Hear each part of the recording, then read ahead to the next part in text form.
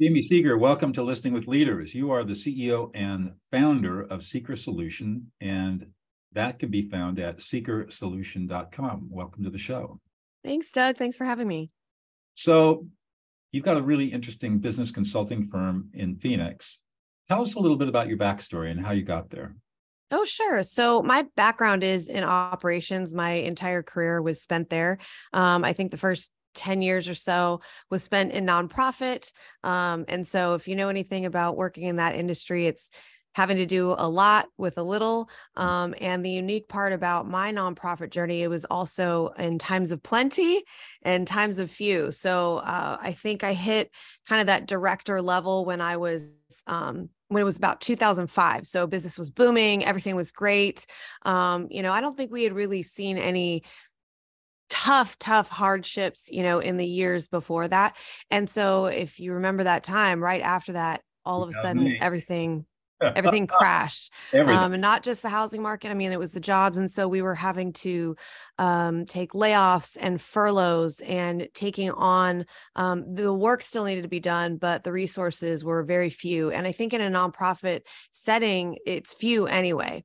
So on top of that, we really had to learn how to rely on efficiencies and our own ways of just ingenuity, getting things done. And so it was a really good time. Those years were just a very intensive learning training ground for me. And I was a new leader, new director, managing departments and things like that, and kind of acquiring them as, my peers, as we experienced, HR attrition.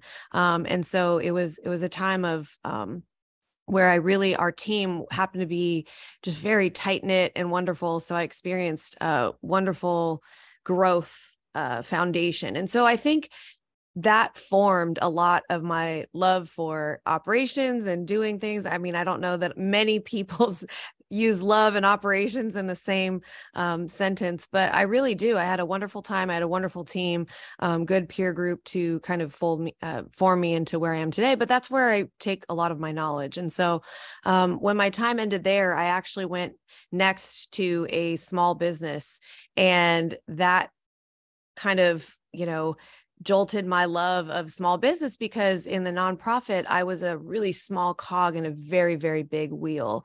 And in this setting, I was an immediate decision maker. We could see, we can make a decision today and have that implemented that afternoon.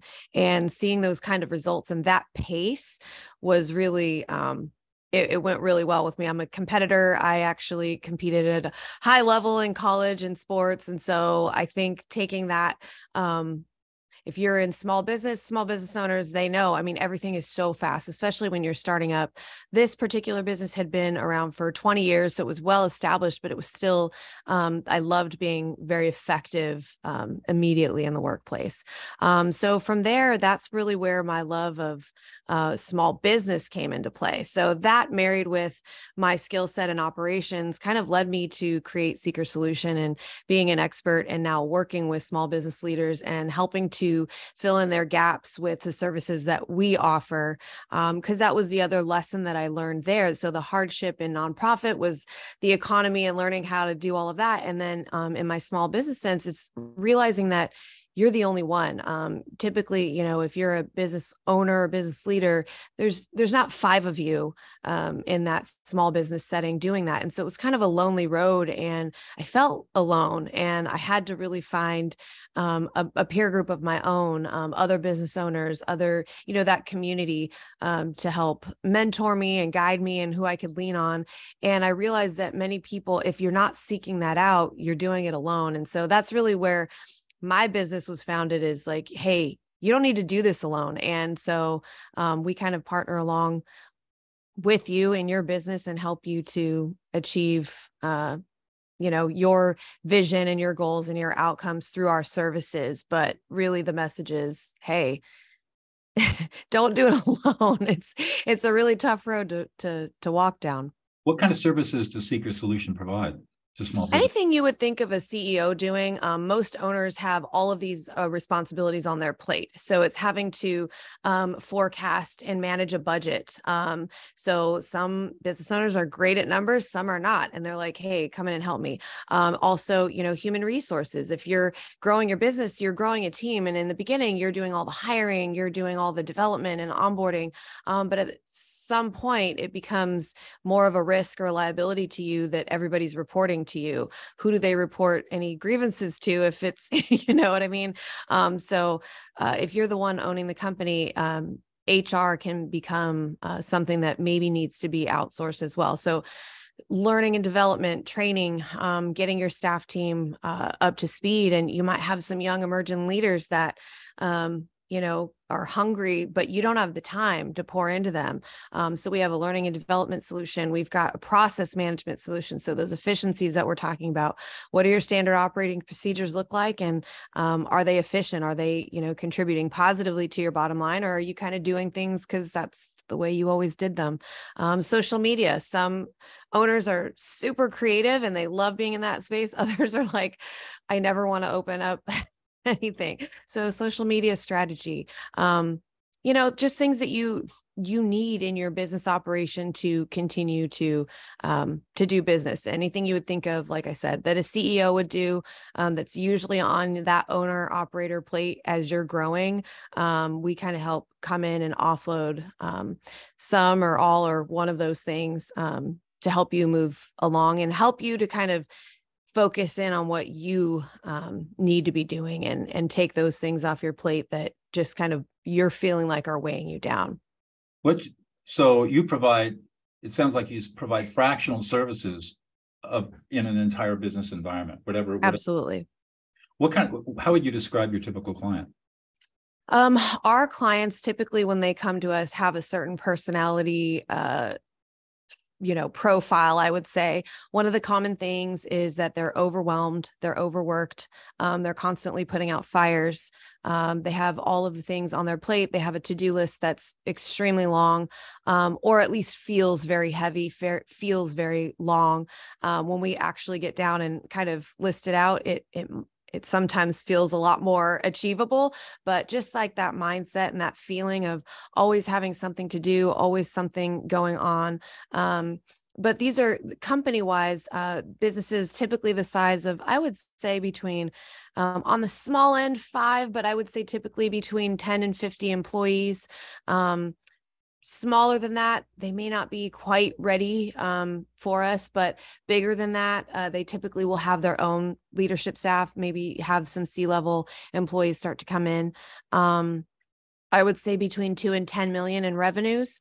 But like I said, that's like our wheelhouse where we start to see the most effective change immediately. But we do work with a lot of clients that are smaller in revenue size and team size. And we also have worked with teams that are bigger in revenue and team size as well. But I would say if that's like our wheelhouse right there, because that's typically where the owner is still very heavily involved in the operation and maybe hasn't kind of gotten out of the weeds as much as they should have. That's typically what we find in that size. And so that's really what we're really, really good at doing, is helping to identify the areas where the owner needs to be and help them to get there, and also identify some of those gaps and to fill them. And we come in with our services as kind of that transitional piece.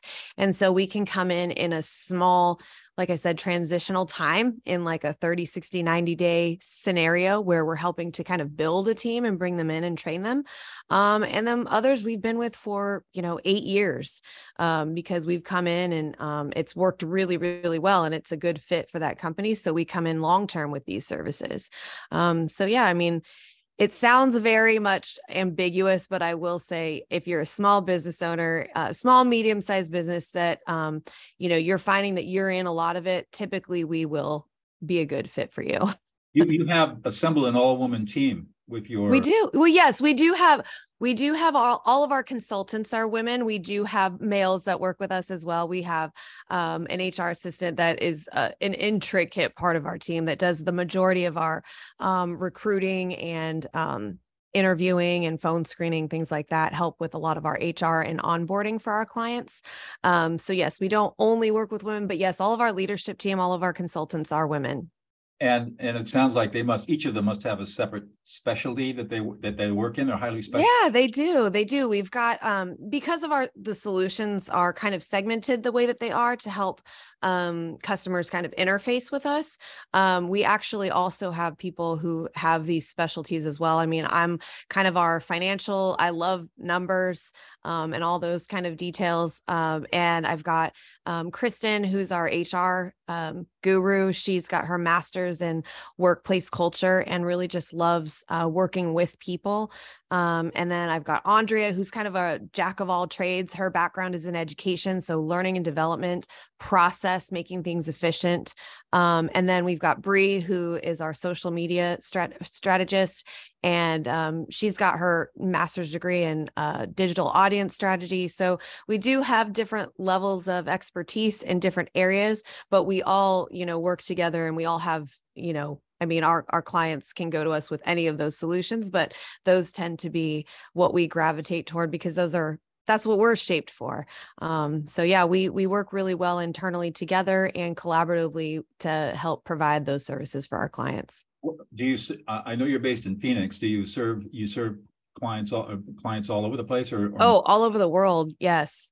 Yeah. And we're not just, I mean, I happen to be in Phoenix. We have a pretty good base here with our employees, but, we've got people in other states and actually other countries right now working.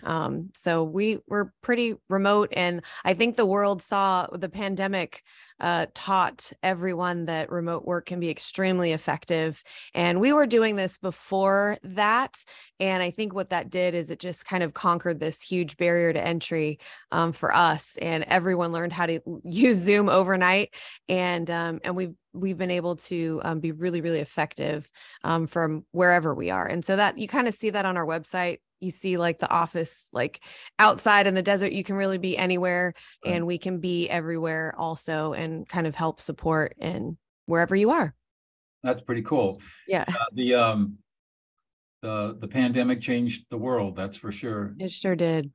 In pretty amazing ways. I did a mediation 2 weeks ago, and I had a lawyer in Paris, a client in Toronto, and a lawyer in Florida, and another client in the San Diego County in Temecula. Wow. Settled the case, and it was kind of phenomenal to think about it.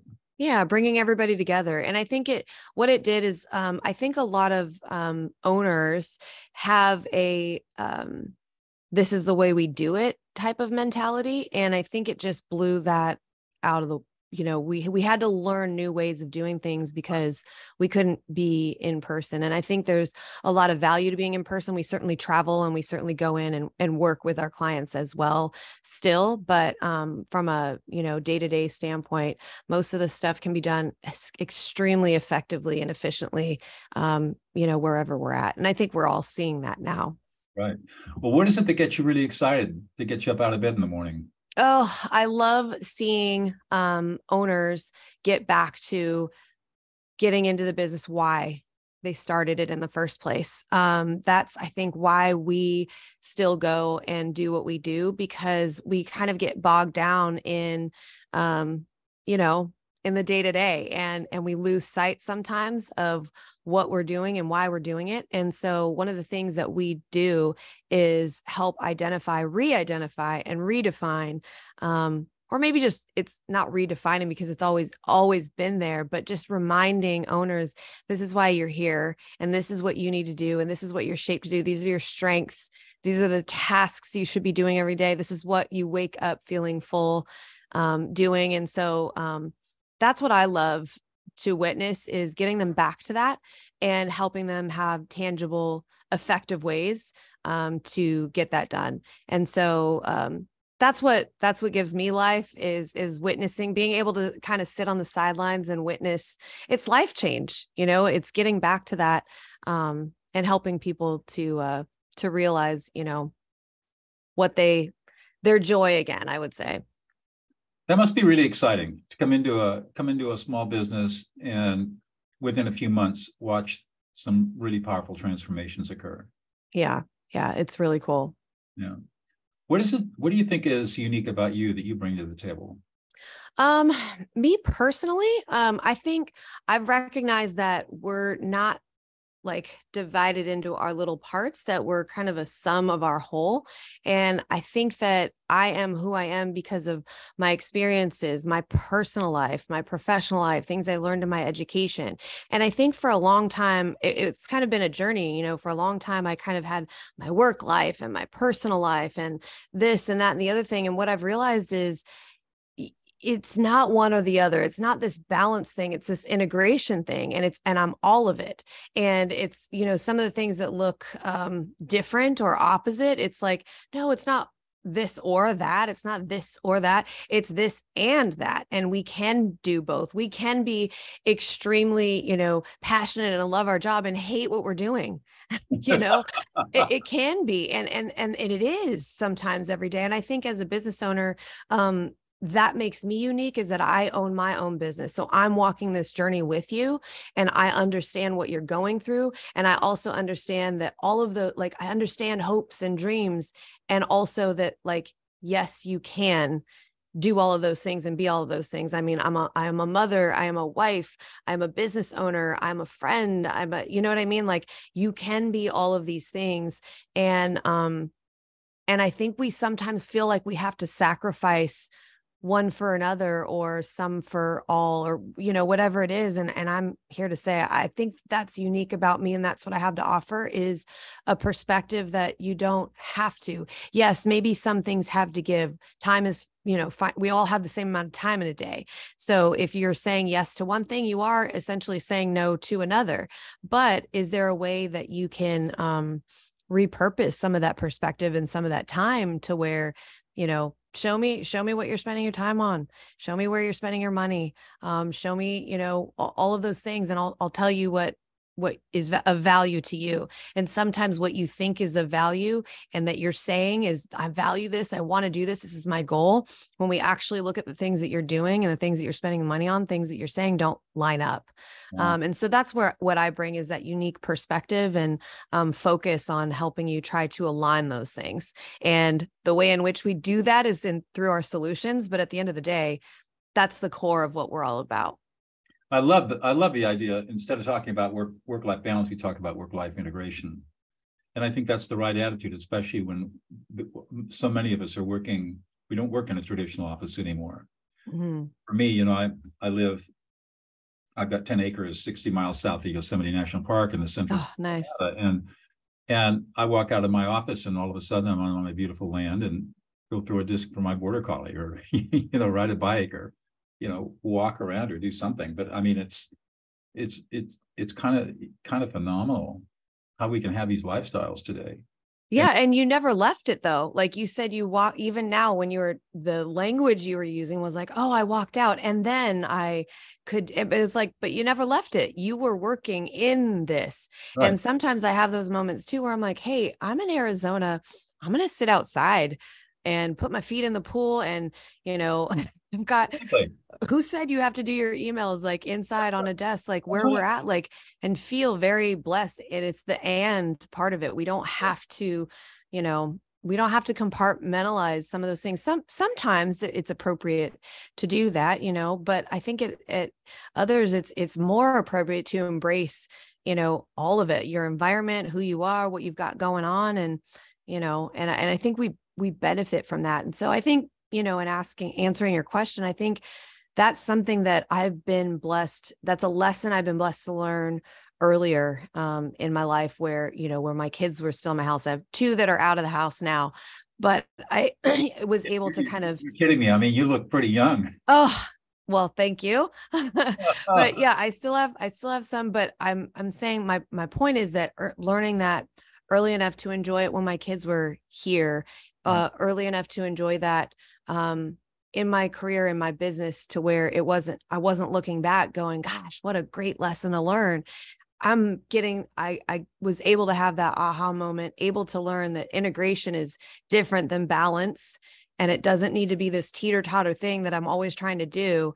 And I really feel as if I'm able to enjoy being a business owner and really feel blessed in doing it. So every moment, kind of going forward, not taking it for granted. And, you know, the moments with the kids, not taking those for granted. I'm understanding, hey, I've got 5 more of these first day of schools left, or, you know what I mean? Like looking at it in that way, not looking back at it like that. I think, you know, that can make a really big difference in the overwhelm that you feel. That perspective might shift it immediately, and give you that, okay, let me set my actual priorities, because the things that I'm allowing to make me feel heavy and bogged down are not it. That's not really what's important to me.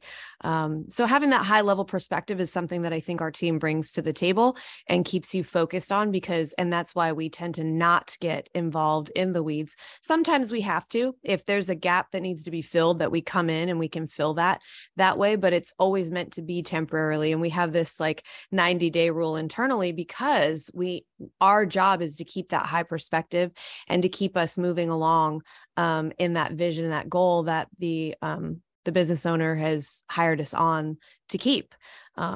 So yeah. This show is called Listening with Leaders, and I'm all about, as you probably know, I'm really all about listening. I think it's the foundational skill that we don't pay any attention to. Tell me about the importance of listening in your life and your business. Well, the only way that we come in and know what we need to do is to first listen. Typically I'm not really one to reinvent the wheel. If there's something that's already been done, said, proven, by all means, let's do it. And so most of the time when we come in and we're doing an assessment, the owners and the leaders and the employees are already telling us what their needs are and what needs to happen in the company. They already know. So what we come in and bring to the table isn't necessarily some, you know, mind-blowing idea or some new fad of like, oh, you guys need this latest new innovation, you know, in your company. Many times it's listening to them and hearing some common themes that are coming out, and putting some prioritization in addressing some of those things. So the importance of listening for us as a team at Seeker Solution is of utmost importance. We lead with that. We start with that. We start by asking a lot of questions. Yes, we have our own SOPs and we have our own approach in how we implement a lot of our solutions. But the main thing that we start with is asking questions and truly listening to what the team is saying. And it's different. It's different everywhere. What we do is typically the same in coming in and interfacing as we integrate with teams, but how we do it is drastically different based on what we hear and what the needs are. So yeah, I would say it's extremely important to listen. How would you say what would you say the quality of the listening skills of your clients are, your business owners? So owners are low on the listening scale. I'm saying this as an owner. Mm-hmm. The reason why we're entrepreneurs is because we're strong, we're tough, we have very, very passionate views. And most of the time, our gut instincts and everything, they're right. But what we tend to see is it takes an event or a breakdown or some sort of crisis that gets us to listen and say, okay, I can't do it. Not to say that we need to let go of our convictions or, you know, stop listening to our gut instincts about things. I think those are valuable and worthwhile. And we're entrepreneurs, I think, because of those traits, but not to let those things overshadow some value that could potentially be coming in. And we don't always listen to the red flags. They might have been there all along. And it's not until we're at our wit's end where we're like, okay, I need to do something different and I'm ready for help. And typically we don't come into businesses until, unfortunately, owners are at that end of that rope. And it's like, well, I'm either going to close my doors or I'm going to make some drastic change in here and some miracles got to happen. Right. And there's typically and not to say that there isn't anybody in between, there is, but I would say if I were to go and statistically give you some numbers of people that we work with, I would say we're either on one end of the spectrum or the other. How often do you face situations where you've got owners and they've got big relationship messes in their businesses? They've got teams that fight, or maybe they got problems at home, and all of that is affecting their business. So I think it's easy if you're a parent to see that your kids mirror you. And I think it's very tough for owners to see that their business mirrors them, and their employees mirror their personality traits. So their strengths, their employees mirror; their gaps, their employees mirror. And so typical, I don't know. I wouldn't say one or the other that we come into a whole lot of toxic environments per se, or relationally broken. But I will say that the business looks like the owner. It reflects the owner. And so if the owner is healthy, has, certain work styles, that's what the company looks like. That's how the employees work. If the leader, if some of those things are broken in the area, and I wouldn't say either, completely healthy or completely broken. We have our strengths and our weaknesses. And I think in the areas where owner is typically has gaps, you'll see that the team reflects that as well. Really great owners recognize that already and have brought in others to fill those gaps. But for the most part, the reason why we're in is because they have been unable to fill those gaps on their own internally. And so we help identify them first, and then help to create action steps to fill them. How much coaching do you do with business owners? That's all we do is coaching. So it's again, what we do is coaching. How we do it and how we interface with it is through our solutions. So we're filling this need, but what they don't realize is that we are teaching along the way, because one of the things that I don't want to become is part of the problem. I don't want to make the business dependent on me per se. And because what that does is it's more of a survival thing for me is I am a mother of many. And so if I have created a tribe of kids that all need me to brush their teeth, well, guess what I'm doing all day? Right. I'm brushing teeth. And I've obviously through that phase already, but you get what I'm trying to say is if I'm creating many clients that are dependent on me, all I'm doing all day is fielding calls and putting out fires. And so what we try to do is I'm trying to teach kids to brush their own teeth.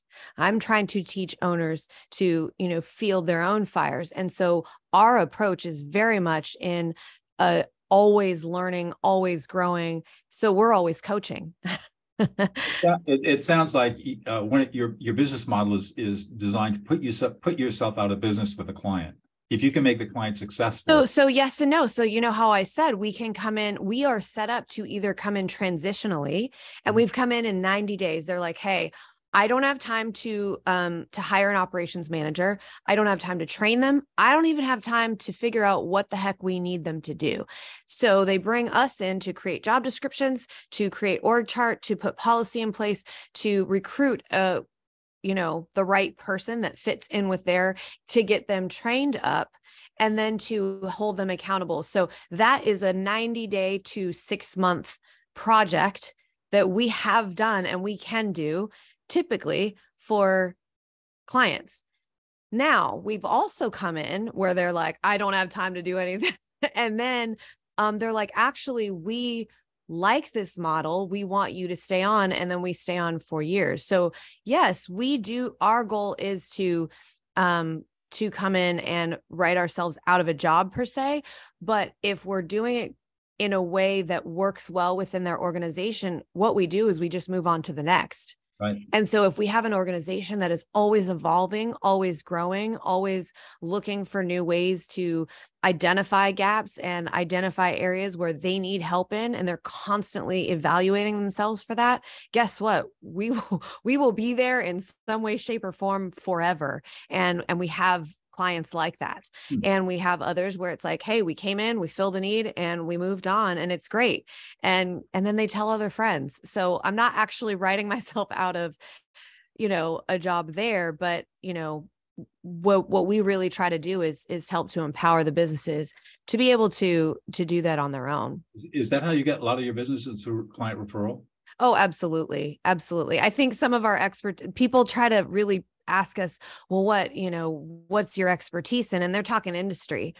And I say, well, look, like, yes, we have an expertise in that industry, but only because we had one client there that told all of their friends. And so we ended up getting a lot of clients in that area. But really the principles that we use, like if you're going to write a budget and I'm looking at, key performance indicators that tell us, percentages of healthy margins for financials. Like I said, I'm the numbers girl. I love that.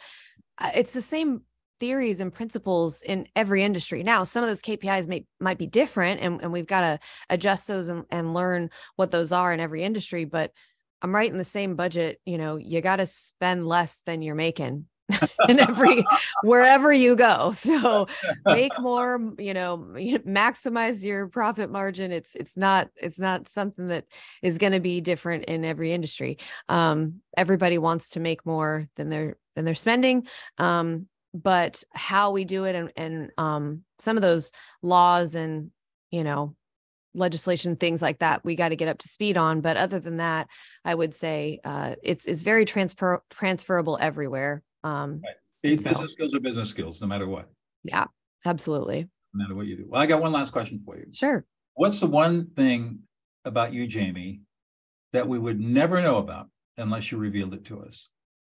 Well, apparently, I mean, I guess my age, not knowing that I have 7 children, that my husband and I have been married 20 years. It's something I'm extremely proud of. In the days of the latest, newest, next big thing, I think there really is something to longevity and hard work and commitment. And I think that the reason why I share that is because we were talking about having it all and doing it all. And, working moms is a thing. And that's something I always knew I wanted to do. Having a lot of children, always something I always knew I wanted to do. And I think the world tried to tell me as a young, looking young woman who's sitting in a boardroom full of older, being honest, older white males. Oh, my guys like me. I never shied away from it. I always felt like I belonged there, that I deserved to be there. And I'm just here to tell you that if that can inspire you even just a little bit, me sharing a little bit about myself that you wouldn't know if I didn't share it with you.